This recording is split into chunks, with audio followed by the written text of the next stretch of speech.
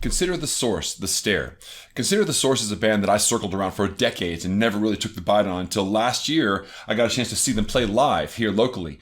And they really blew me away, and I found out since then that they are really a live powerhouse band. They play a lot, they play everywhere, they tour constantly, and it really shows in the kind of musicianship and chemistry that they have with each other. Consider the Source is a very unique band. They're all instrumental, they cross over into lots of different things. They call themselves a sci-fi world fusion band. The guitar player plays a 2-neck guitar with MIDI capabilities, and one of the necks is fretless. The drummer is really flexible and versatile player, and the bass player just there's no technique that the bass player can't pull off. He slaps, he plucks, he taps, any kind of technique on bass he seems to really have a mastery of, and he's able to pull it out at a moment's notice when the song asks for it. Now, what makes The Stare unique is that because these guys are such a live powerhouse, most of their music has been produced while they've been playing live. But The Stare was developed in 2020. It started its development period in 2020 during the lockdown period. So it saw Consider the Source having to work in isolation a little bit more. They did a lot more trading of tapes and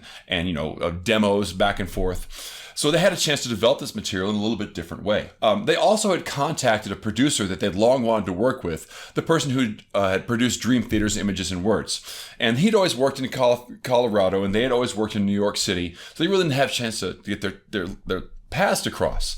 But when things started to die down, they sort of took up residence in Asheville, North Carolina, and he met them out there, and they all lived with each other in residence, very old school, to make this album. So as such, The Stare really combines the band's live energy with the precision available in the studio. And many people look at this album and see it as sort of a return to form, because their last couple albums were a little bit more folk influenced, a little bit more playing with these different kinds of ethnic music.